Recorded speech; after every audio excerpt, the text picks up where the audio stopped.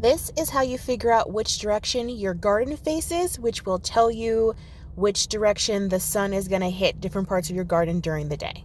So first thing you want to do is open your Google Maps app on your phone.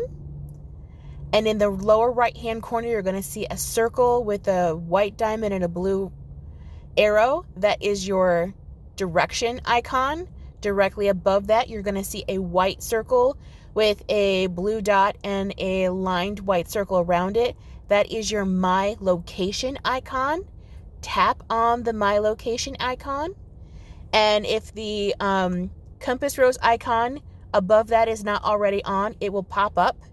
The red arrow points towards north and the gray arrow points towards south.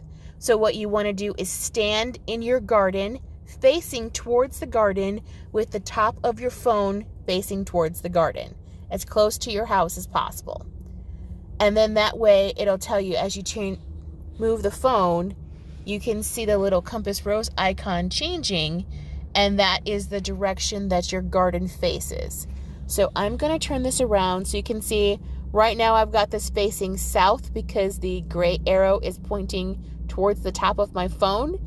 So if my garden faces south, then I know that the sun is going to raise or come up in the east and set in the west. And the east is going to be on the left-hand side of my garden, and the west is going to be on the right-hand side of my garden.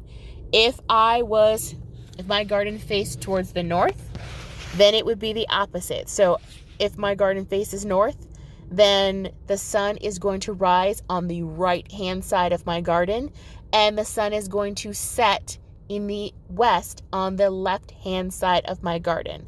I hope you guys, I hope that's clear. If you have any questions, just let me know. Bye!